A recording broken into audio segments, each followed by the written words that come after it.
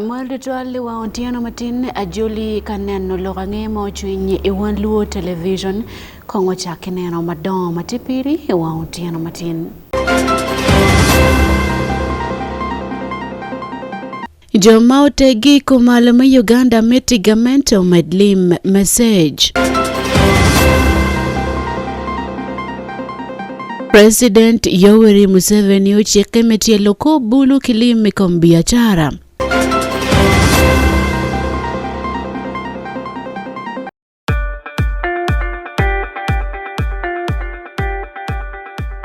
At least the one thing for now we can all agree on is the soap to use. He likes that it's big and lasts long. Anti-economy. I like that it keeps my skin smooth.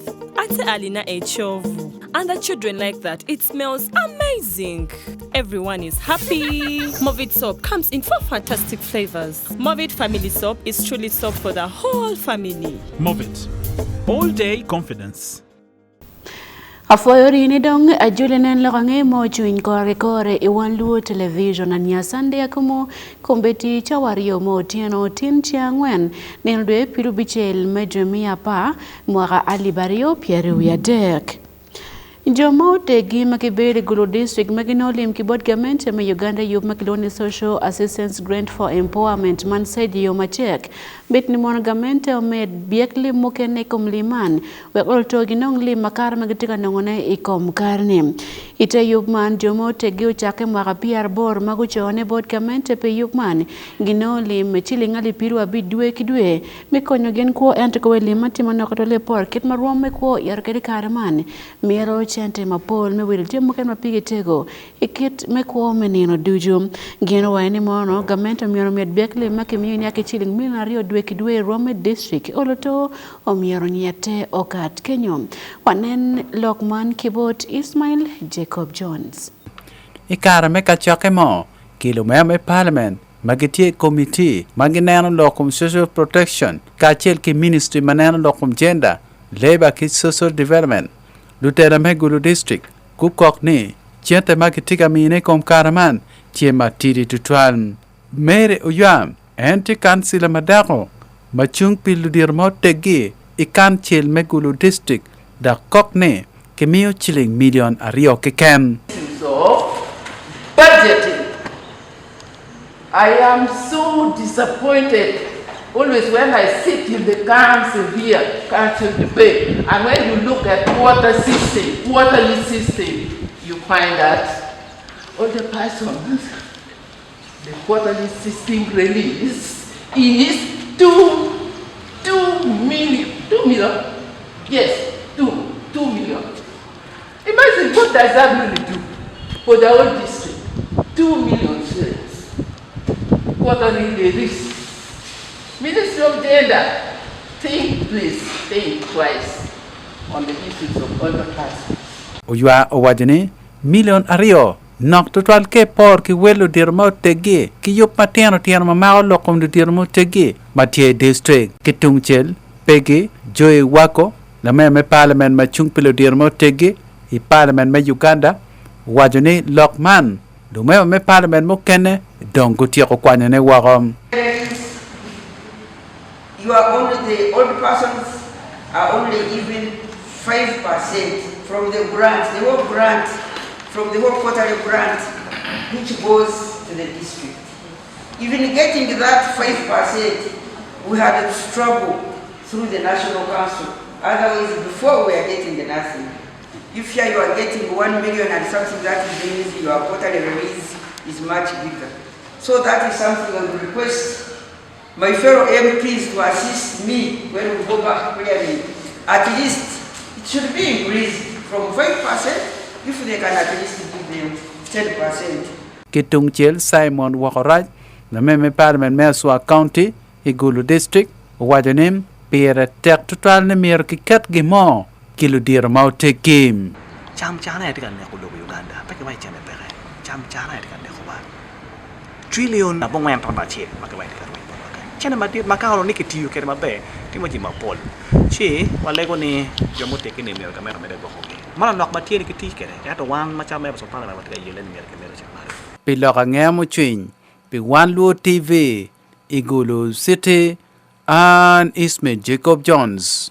Ala rotime office ba president ya Arua district amekwenda konko DG mamegi chwal katiji city kama dongam ezama muzamil ochawati chot kon ngat mole pere bero Geoffrey Ochiswa ma bero dong odogla lubko RDC me Arua district pingo ala rotime kidong kwene kama DG machono cherie wengo bineno matut kibot Dennis Oringi. Luome tish kachel tish matek mineno ni district marua gidoma be obedo luoma obedo tie kare milago tal mitela ikin la lopko RDC machon kimanyen me district ne marua ya laga ma otime ikatish baladit lobom RDC marua Geoffrey Okiswa ma obedo won komi kare milago tela ne malalopko RDC machon ham ezama mozamilo lago tal mitela ikin olago tal mitela ikin la lopko RDC marua manyen Dennis Okwai Jawaho. We come together as a team the way we are and work together, we shall overcome these challenges. Dennis Okwai Jawaho Matiela Lopko RDC manyen me district marua chunye yom ni ebeshiberi kare mitiu kilotela magiberi kare mitelo tela pimwaga madiet. Please don't hesitate to come and advise. But I will request that let the advice be in a gentle way that does not embarrass somebody. Still feel there are certain land conflicts which are centered because of corruption. Some self-interest people want to take government land. One compa party NRM district marua Boniface Salioni while tela magilago tela ni telo tela shalo kire ma party NRM tie kanemeto. You can reconcile. We need a peaceful country. If our borders are peaceful, if we cannot progress tonight everywhere in all parts of the country, why should we kill ourselves in the same place? To me, I think that will not be good enough. Okwai Jawaho gitinye ki obonge kama ebedo katiu shalo lalopko RDC man ezama mozamil gitinye ki Arua district kama ebedo katiu shalo lalopko RDC kichwale isiti me Arua shalo lalopko RCC pi division me central pilo gangea maochwin pi Wan Luo television nya Oringi Dennis ki Arua.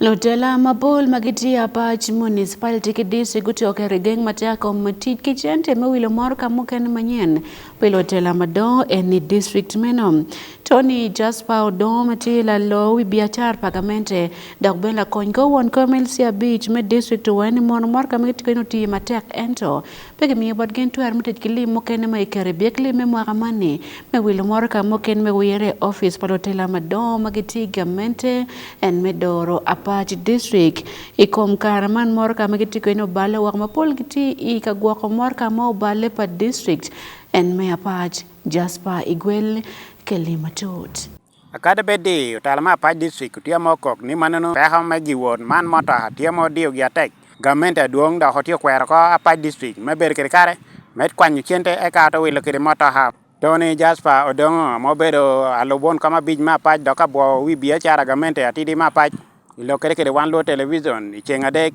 eno yaro kitpeki mematoha. So most of the vehicles are now owned, with the exception of the few like the one for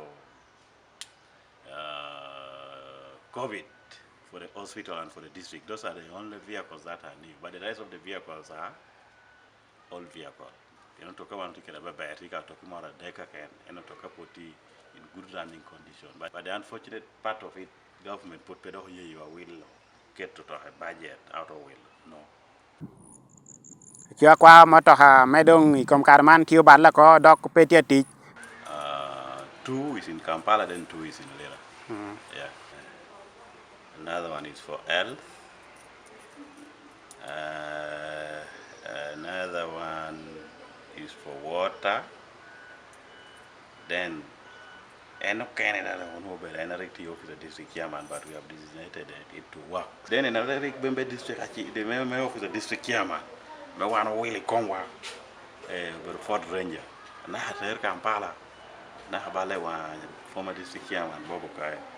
So, don't go a quarter of tea to Chuala Kampala. So, of course, services thing in Batimoga, Mbabama L. Miroponya Guerra. You remember that vehicle, which this long one, which people used to call it war bus. They wrote that a Paul. At least to cowboy Jamoro and more Kachapiconi Papaguera, so Manobal services. Then the entire department of engineering, with primarily should have vehicles, Petty Kerotaha. Joffrey Okaka Mobero Ka John Mapa Mohani Kono Karametia Miyo Teach Me Opichi Borka Nyen LG 040-009. That vehicle officially belongs to the district chairperson, but it was in Cooper Motors up to now. If was made to retrieve it, it needed close to 20 million shillings, but in this newly approved budget, we have made a provision of close to 40 million to have it retrieved from Cooper Motors, because we know the parking charges would have grown, and if that vehicle could be got, then we will give it to the chairman, then he will give the one he is using for other services. Peter Obong Achuda Mobera Dorat Chahare Mapa District Petebero Kerichedo Yor Mokako. Daki Adwate Kopi Chedo team accumulating Yotohani, Tiamite around 24 million. But as council, Lomaja Wanokatoke the resolution Mekobani, Miro Kwan Chente, where we woke up to maybe made a Kubudo teacher Menubi and tea. I may hear you Mekobani, quarterly, I may want to a second quarterly. That vehicle is going to come back. Joy Carmo Penya, Quaha Mota Hamenu Sap, a Mary Potter Manu won't come a bit, Mapacho Bino Red Rock, and Mota Hamanu Ponyen. A team will be moving from Parliamentary Public Account Committee. Otapino calling Natamo Balotage. By then, Mayor Nubero, the leader of government business, the vice chairperson, Dake had a copy of the current chairperson of the district. But your task mainly or recovering change the mayor. So it's the level at which you do here. I don't know much about it. Dom Superman of Punya, my board will make the Apache and the Corruption Coalition. A Metia Loini Kokum Chamachana district here, Ilang. What I know, registration number KUG 0468Z. No better motor, men no saf. I made out upon near. O Obino Okrashi in Waka to me a Rio a Parabishel, Mani to Mario in February. And on the cadence circumstance, I'm no bandicade, paid on the teaching driver. One common district, I'm all on a Santa and no dare do you. Kene. And now I had a motor and I to be police Apache, Picard Moro, at the window when you go. Now to routine. Motor anonymity, Petit Apachan, one dual metal, no quality. And that I want to know when you chaco. When you know, do you work and where you go? Man, Kelobal, tell me you wasted. No ballet, a German mobile and a man, when then man, now you are by the chair, do Mario. Now, Tini, you are overtake, who no motor. Ilong'ang'e makati kibut Uganda makene dul pat mpecho agamente miwibie Man Forum for Democratic Change nyo FDC guno mogesa kibut jomo chao party man lotela makuchako party FDC madame Karman yopoka rioni gogoyo mogis ni gogoyo tai kom jomatite katonga itetela pa Mr. Erias Lokwago keben jomoken mapol metika chwako en party FDC jaimo bare yungbot Erias Lokwago ni wanen report Tutrikom kit mayubman woro kwede I Wan Luo Television. Lodero me party FDC magini yote okero guri me party man gugore na mogongo ekachoke meketo wit kachel makatonga faction guyubo ingo matika time party man ekarene. Ngat mote gi machung pilwak maibugisu Mr. Habib Wabende owan mon FDC yono gichako kono meleyo kawang meneno kit metele kipati NRM lokom telagamente mekani ento tele makin party man kirungula owero dong party pero mochung' maber mekwanyo loch kiching party NRM. Ng'at mokene ma otegi mwagi Kasese District Mr. Mate Santo owani mono jomatite telame katonga merguti matek dakuripe menene kirwayo rwech oromo Uganda oluwa kildan mapol kachwako party NRM. 2. Must continue with mobilization nationwide as a sign of recruiting into the party. Then, what I know, millions of FDC members have suffered for this party for quite long. And my prayer is that God should punish those that have punished us. Ikar matilo kilucholo kangeya Mrs. Salam Musumba maktikelo dirmago chako patiman owani pere teknik rerwet ipatni orom iya yok dok gibicharo itabit manyen ikaber mapol Uganda. Them in the UN format. Thank you very much. Kichungchel en manoloko ni gien pegitikon kamieto nong'otwer mo kibot abili kilok ni mono abili pol kare po bala kachok mameki dakwen poko bala kachok mautime na mugongo ni telok ni mono gitike wat mabeki gen ni yup magetiko reduju obuworo mabe. Wan Luo Television uloko bolo tela moken me party FDC ikine President Machon Dr. Kiza Besije wankom me party waswa bidgwa kidongo Honorable Francis Mwijukwe magingo wa Jima Paul ikom kachoke man. Which we are all familiar. Commercialization. First, make the offices, political offices, very gainful.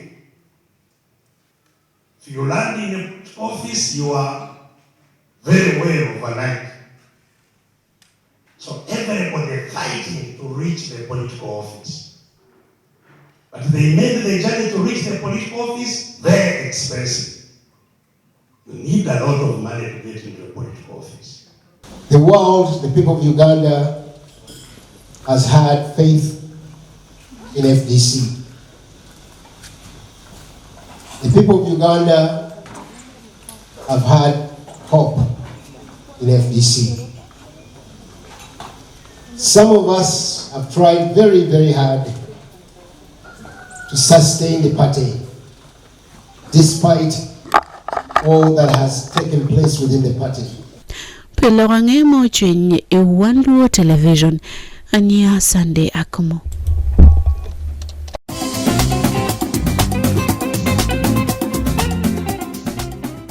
Elorange biashara President Yoweri Museveni yoti yomo tami metkonyo ko bulu magiti biashara kidong moken mafut pia guchara ko bedgin moiken mati ma oloto miriemo chan kidong bene miyo teach anything bulu President ochangmete kidul mo Uganda Development Bank memiyo limite yug makama part me konyo ko bulu magiti Uganda watiki matuti kom report man.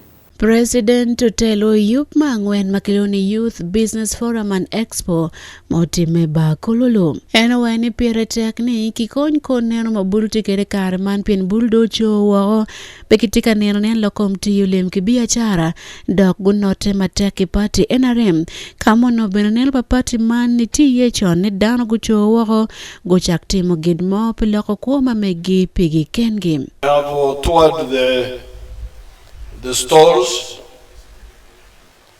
and I have seen a sample of your exhibitions. I want to congratulate the Honorable Nyamutworo and her colleagues for getting you together and for knowing that this is the correct way to go. I also want to congratulate the exhibitors and the other innovators for finally waking up. The problem of Africa has been sleeping. In Luo we say Nino Matek. In Rusoka we say Kulambara. okwebaka okugwejejera. This has been the problem of Africa and its leaders,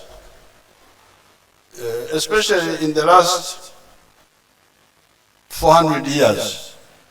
The Africans have been asleep, especially their leaders.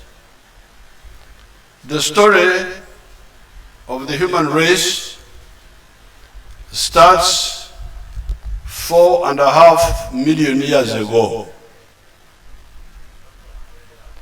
That is when man evolved from lower primates to what we came to call Homo sapiens sapiens, meaning an intelligent man. Now, this Homo sapiens sapiens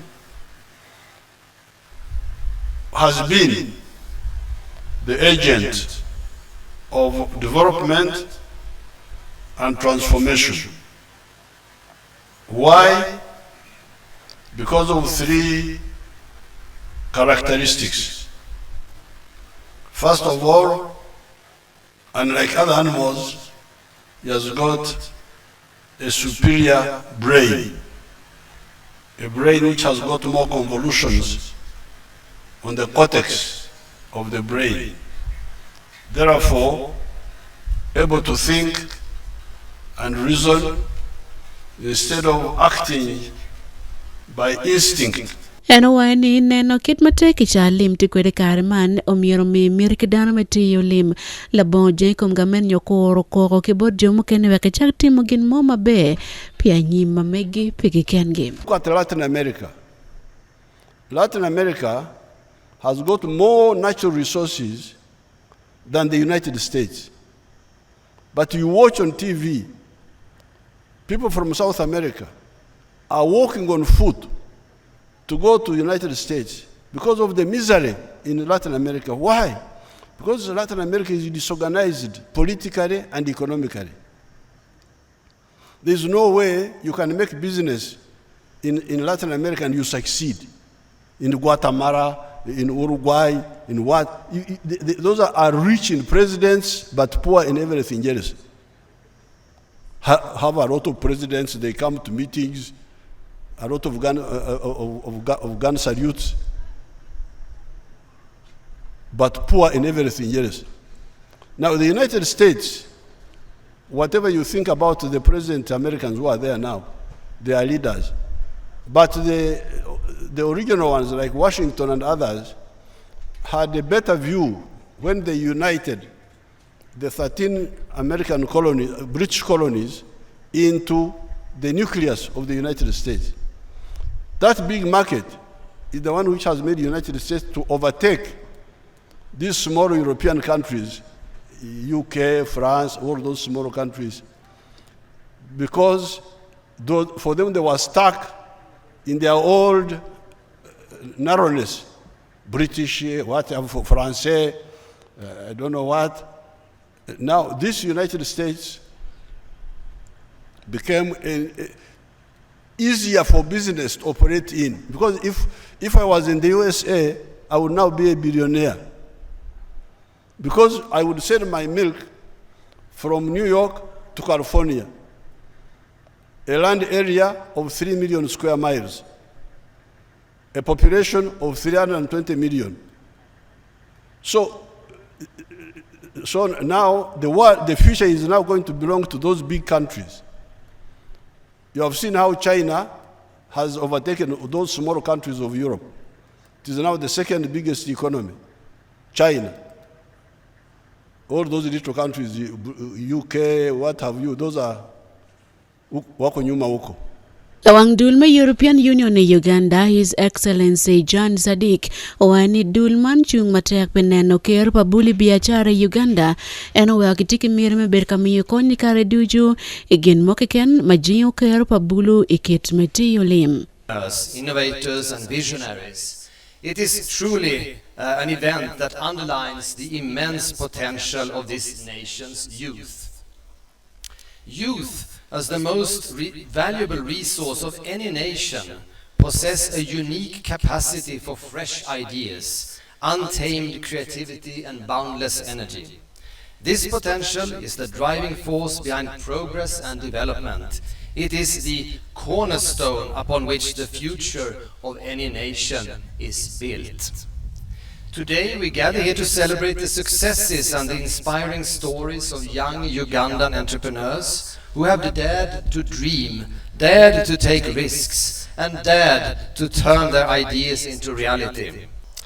The EU takes a holistic approach to its partnership with Uganda that covers all of these areas. Ngat mukene mo beru benetie man aye lachu pabuli at mokoche kemadagone kabelti won kom padulme Parliamentary Forum on Youth Affairs Honorable Fiona Nyamutoro eno logo mateke kom matut ba President Yoweri Museveni mekonyo ko yupa bulu dujumati Uganda uwakokate ke yup mapol. Research shows, Your Excellency, that 38% of Ugandans aged 18 to 34 are engaged in some sort of entrepreneurial activity.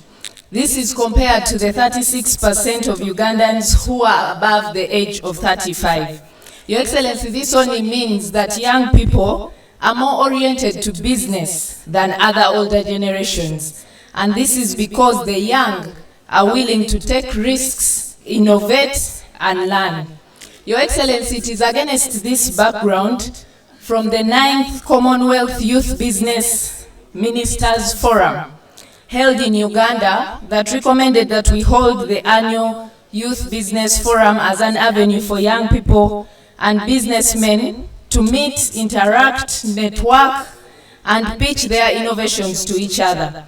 The Uganda Parliamentary Forum on Youth Affairs, as a de facto caucus of the youth MPs, has championed this idea, and here we are today. Ikingi Oberu Youth Livelihood Fund, Youth Capital Venture Fund, Kidong Benekarma to COVID-19 oporo, ikateki yup makiluni SME Recovery Fund. Pelorange mochwiny Wan Luo Television, Anya Sunday AKUMU.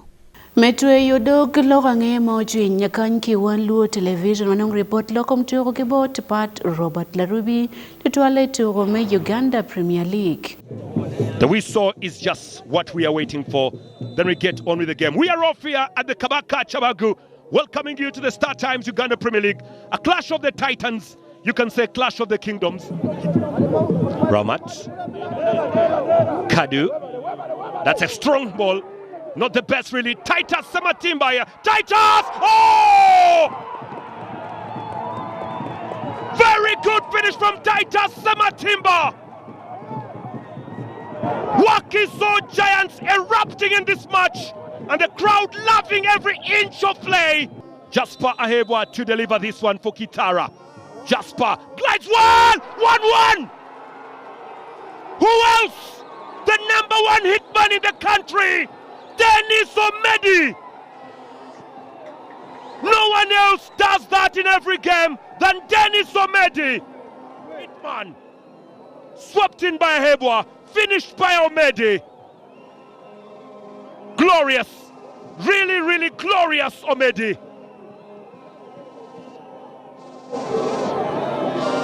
Did that with Boma.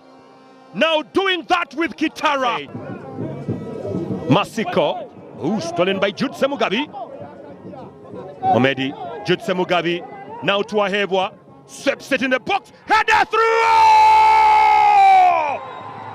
Brian Ahebwa!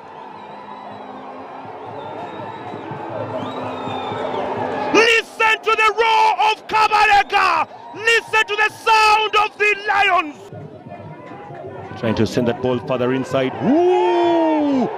Oh, chance through Mehdi! Oh! It's done and dusted!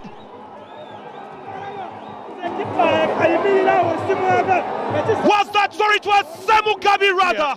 Got me confused. Jude Semugabi. Jude Semugabi. Jude Semugabi's goal.